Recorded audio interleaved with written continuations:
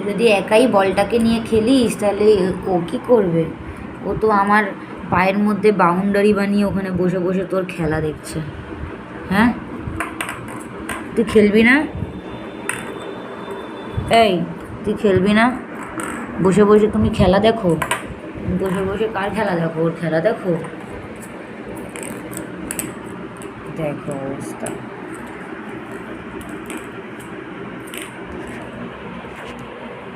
এটা হচ্ছে অবস্থা।